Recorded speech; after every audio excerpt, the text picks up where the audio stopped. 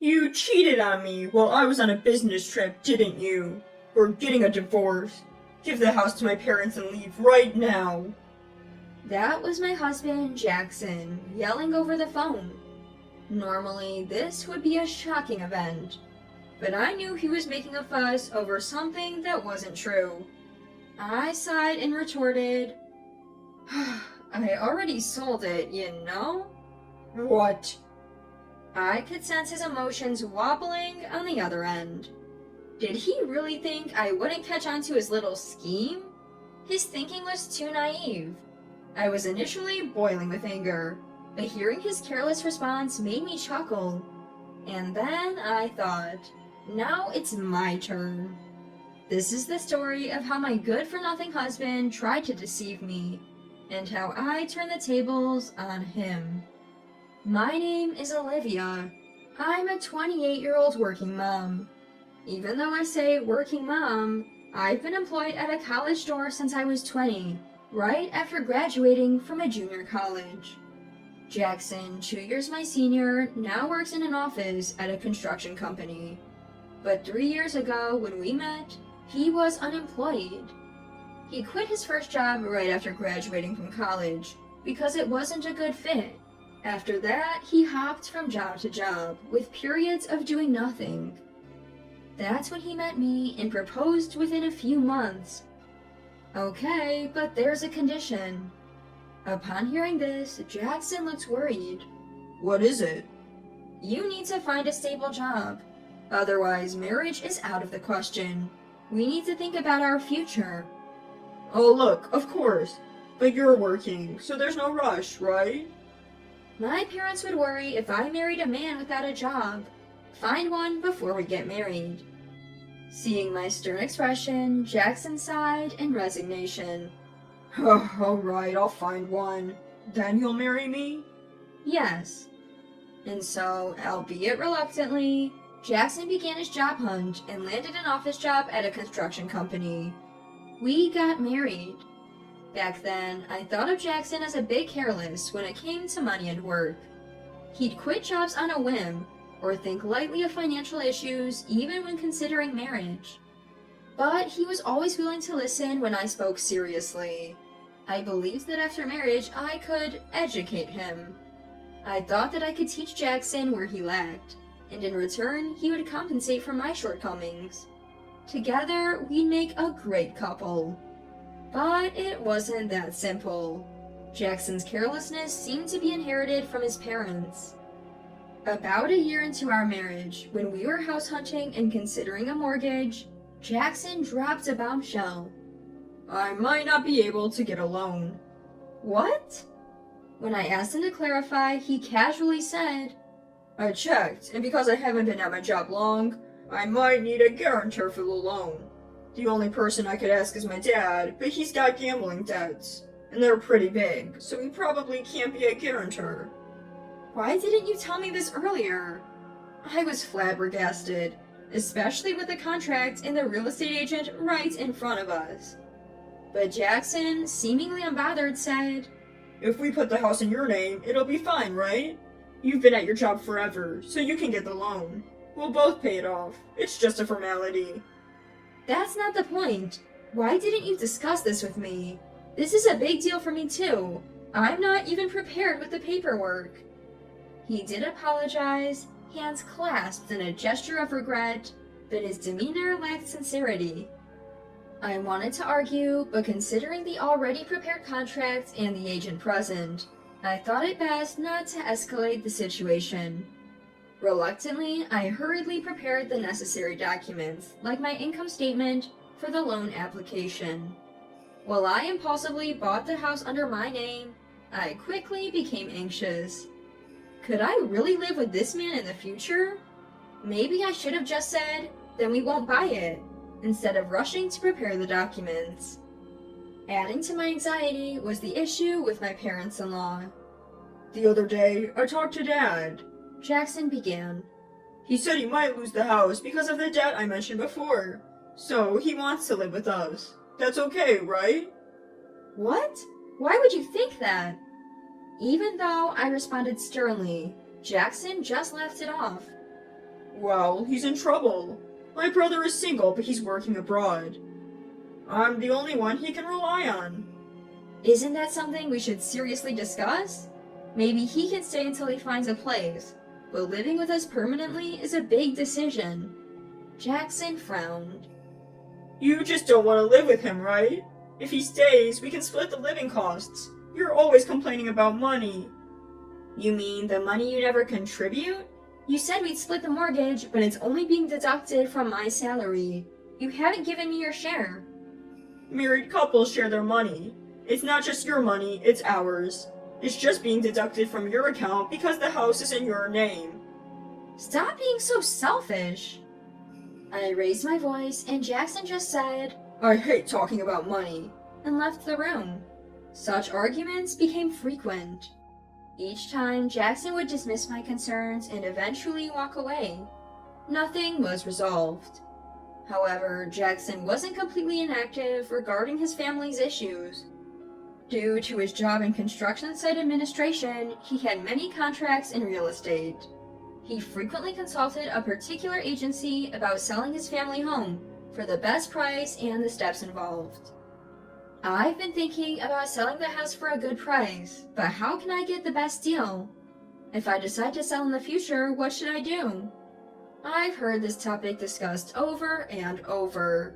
It was a relief to realize that I wasn't the only one pondering this. But the idea of living with us after selling the house, as if it's a given, always worried me. Jackson started meeting with real estate agencies and my parents-in-law without me, and he began spending more weekends away from home. Then Jackson had to go on a business trip for several months. He had to stay near the construction site because it was far away until the building was completed. I didn't realize it then, but our tug-of-war had already begun. A few days after Jackson left for his trip, I went out for tea after shopping. Hello there. The man who greeted me looked familiar. Recalling past memories, I remembered him as someone Jackson once brought home. He worked at a real estate company Jackson dealt with, a young employee named Samuel. Jackson mentioned he was a newbie, having been with the company for less than a year. Oh, hello. You visited our house before, right? Yes, I'm sorry for dropping by unannounced and even having a meal. My apologies. No worries, I should have been more hospitable. We ended up having tea together. Samuel was very friendly and seemed more sensible than Jackson, despite his youth. We chatted over tea and soon parted ways. At that moment, I couldn't believe it. I couldn't believe that this brief encounter would later be labeled as cheating. That moment came when Jackson accused me. You cheated on me while I was away, didn't you? We're getting a divorce. Give that house to my parents and leave now. The first thing that crossed my mind was that the rumors were true. Jackson had spread the story that I was cheating, aiming for a divorce. The one who informed me about this was none other than Samuel, the man Jackson falsely labeled as my affair. He visited my house the day after our tea. I'm sorry for the sudden visit. About yesterday, Jackson asked me to get close to you. What? I was shocked and confused. I invited him in and listened to his story. Jackson wanted to frame me for cheating to get a divorce. He asked Samuel to fabricate evidence. There were two reasons Jackson wanted a divorce. First, to take the house from me. Worried about my parents-in-law's house, Jackson thought it would be easiest to live there with his parents. But I opposed living together, so he planned to kick me out and claim the house. The second reason was his own affair. While claiming to discuss things with my parents-in-law, he spent weekends with his mistress. He was so infatuated with her that he saw me, his wife, as an obstacle. By framing me for cheating, he thought he could also get compensation in a divorce settlement.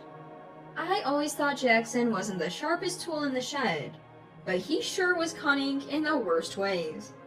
Despicable! As I muttered, Samuel apologized. But I never intended to help Jackson. I didn't want to be used for such a terrible scheme. So I pretended to cooperate, planning to turn the tables on him.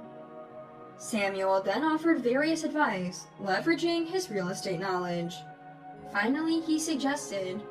You should sell the house while Jackson is away on his trip. When Jackson heard the words, "I sold it," all he could muster was a confused, "What?" He seemed at a loss for words. I decided to twist the knife further. I heard everything from Samuel. He even recorded you were trying to make it look like I was cheating on you with him. If we divorce now, I can claim alimony in court. Jackson just kept repeating, "What? What?" But I had another ace up my sleeve. You might not have noticed, but Samuel isn't just any new employee. He's the son of the company's CEO. What? His shock was even more evident now. How could he be so clueless? I had no idea who I was dealing with. Don't you realize Samuel shares the same last name as the CEO? How did you miss that? Well, Samuel's last name isn't exactly a rare last name. Wait, are you joking? No, I'm not. Jackson's shock was evident. Samuel's company was one of Jackson's most important clients. Moreover, they had helped Jackson with his family home matters. If the boss heard about this, Jackson would be in deep trouble. Actually, Samuel had already reported it. Hey, come on. Alright, I'll check it out. If you're lying, I'll know right away. With that, Jackson hung up. A few minutes later, he realized the irreversible damage he had done. Afterwards, the real estate company run by Samuel's dad refused to do business with Jackson or advise him about his family home. Since I had sold my house, Jackson had no choice but to return to his family home after his business trip. Of course, when I sold my house, Samuel had introduced me to an affordable apartment, so I had no issues. As I started the divorce process, Jackson kept reaching out. I'm sorry, Olivia. Please forgive me. It's too late now. You tried to use someone to trap me. Why would I believe anything you say? Don't say that. After we divorce, you can marry that other woman, right? That's what you wanted, isn't it? Yes, but she apparently had someone else she liked and dumped me. What a pathetic story. Just because of that, don't change your attitude and come running back to me. I hung up the phone with a sigh. I hadn't told him where I currently lived to keep him away, but he kept calling non-stop. Every time he'd beg, "Don't leave me, help me, I'll be a good husband." And I was fed up with his empty promises. Once the divorce is finalized, I can delete his number, block him on WhatsApp, and cut ties completely. To top it off, even my mother-in-law called pleading. Please, Olivia, we'll be in trouble without you. It's not me you wanted, it's the house, right? But there's no house anymore. We didn't just want the house, we're not that terrible. Come here and you'll see. You wanted the money, didn't you? That's not true, you're so mean. You tried to force me to live with you, and when I refused, Jackson tried to trap me to get compensation in the divorce. I can't trust someone like that. It's clear you're after the money. As I kept refusing, my father-in-law called and arrogantly said, "Isn't it your duty as a daughter-in-law to serve my wife a little?" Are you really saying that? Isn't all of this because of the debt you created? When I responded firmly, his voice on the phone became so loud it hurt my ears. You heartless woman, abandoning your mother-in-law in her time of need and blaming her? I'll kill you, you cruel woman! I hung up the phone and, with the recorded audio in hand, consulted my lawyer.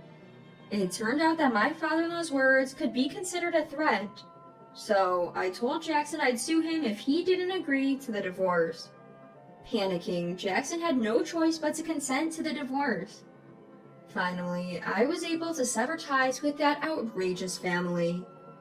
After the divorce, Jackson lost trust at work and was hardly given any responsibilities. Moreover, since the debt issue wasn't resolved, he had to sell his family home at a low price. Now, he lives in a cheap apartment with his parents. His salary has decreased since he's not trusted with significant tasks. On top of that, he has to pay me alimony. He's struggling, having to support his parents in this situation. I heard all of this from Samuel. Yes, Samuel and I still keep in touch. He suggested I use my customer service skills from the clothing store where I used to work in his HR department. They had an opening and were looking for someone with strong communication skills. After much thought and consultation, I accepted the offer and switched to the real estate company. Samuel and I continued our close relationship, which eventually turned romantic. After dating for a year, we got married. I became the wife of the future company president. Jackson probably never imagined that the two people he tried to frame for an affair would end up getting married.